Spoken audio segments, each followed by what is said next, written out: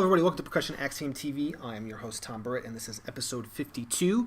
Today's Axiom, Applying Excerpts, sort of came out of an experience I had this weekend. I was playing with the Austin Symphony as part of Ballet Austin's sort of opening ballet in their series this year. We did Tchaikovsky's Swan Lake in the first half, and or portions of it, and the entire full-length Stravinsky Firebird ballet suite. And so, yeah, I think I learned a lot from that this weekend, and I wanted to share a few things with you guys as today's Axiom. Before we do that and get back into just one quick announcement, I've been doing a lot of work on thomasburrett.com. Takes a lot of time to do that, and just invite you guys to go check it out. I'm going to keep adding some things, especially some free content. Haven't gotten to that part totally yet, but hopefully within the next week or two, depending on when I get some time to do it. There's going to be some interesting things, I think, up there, so go check that out. So let's move on with some listener comments. Thank you so much. We're getting some better comments now and some more comments. It's great. I love that. It keeps me moving. So we have a lot of new people also leaving comments. So big ups to you lurkers out there that are coming out. And this one's from Leland Chow, who says, great episode with great breakdown of your approach to narrow interval rotations. Thanks. But what about double verticals? I'm working on Nebersaul's Murmur Concerto now, and the left-hand double vertical in the fourth movement is killing, especially with Stephen's grip. The fact is I just went ahead and learned the concerto with Burton grip because of the fourth movement. I am chop busting like crazy, but I always feel like I'm too tight and tense, which distracts from the music. Well, that last part is definitely true. When you're tense and too tight, definitely distracts from the music. And I know which thing you're talking about, Leland, and I got back to you on that video. I'm finding this flip cam with questions like this to be way more useful to just leave a quick video explanation rather than writing out all kinds of stuff. And I know you got that, so that's great. And if you want to see that, I'll try to leave that in the show notes. So if you're curious about the answer to that question, because I can't go into all of it right now. So Leland, I hope you found that helpful, and thank you so much for leaving comments. Yeah, I can't go into the answer right now because we'll go over time, but if you're interested in that, check it out. So she also answered the question of the episode, what gets me excited? And she says, simple, playing my instruments, drum set, marimba, vibes, Tim's, congas, so many things to practice, so little time. Well, that's exactly right, Lynn. It's a great perspective to have. I try to have that too. If you don't want to ever burn out in your professional life or your student life, keep that kind of enthusiasm and you'll be set. That's exactly right. So thank you again, Leland, and keep watching and tell your friends. All right, today's episode, Applying Excerpts. So, many of us learn a lot of very important excerpts. Metronome, we learn all the details, all the little tricks. Obviously, those things are important. But we don't get often is a chance to really play those excerpts live. And so we're going to really focus on that part today. Unfortunately, it's difficult to get those experiences, but I just wanted to share a few things that I learned this weekend about that. So before we get into that real quick, just a little bit of history on the Firebird suite. There's many versions of this piece, actually. The original 1910 ballet suite has all of the xylophone stuff, and it's pretty long. It's about 50 minutes. But it's, the concert versions of 1911, 1919, and 1945 don't have all the xylophone stuff. So the real long excerpt that you had listened to at the beginning of the show, by the way, if you don't know the excerpt, I didn't miss the last note. There you go.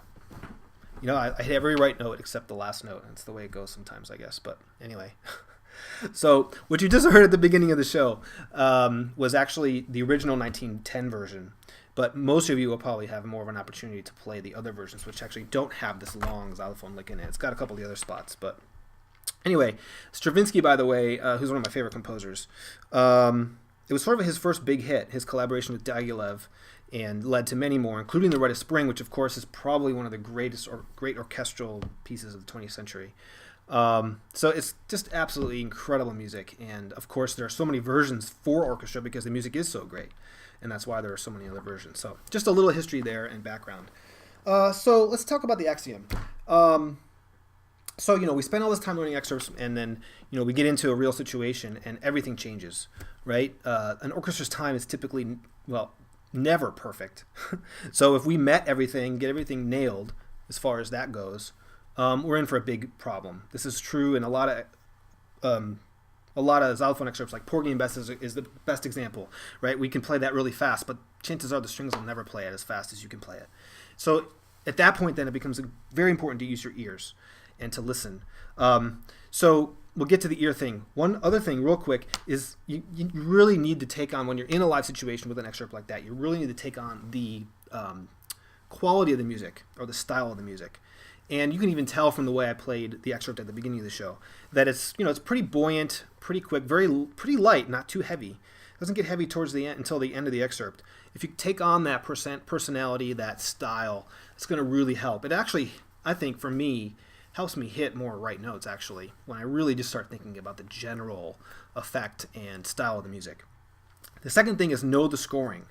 Okay, the best way to play with musicians is to just listen and play with them. I did not one time in the 4 times that I played that this weekend did I look up at the conductor. Actually, one time.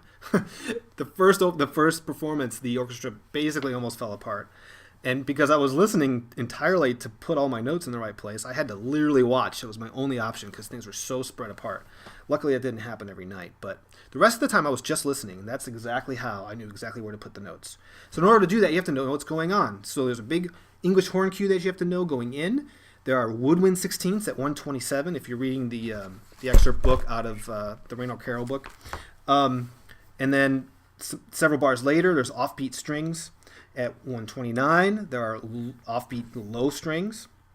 And there's brass quarter notes at 131, brass quarter notes at 131, and fifth bar of 13 all the way till the end.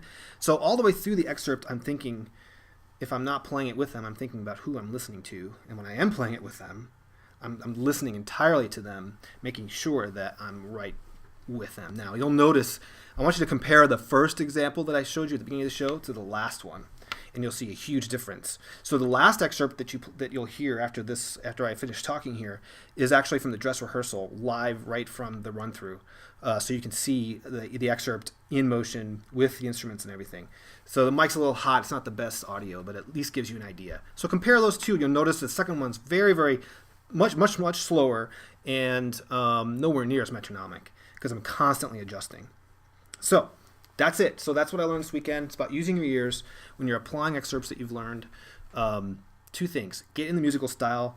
To me, that helps me make more of the right notes, hit more of the right notes, and then also really know the scoring, know who you're playing with, and that's how you make your decisions.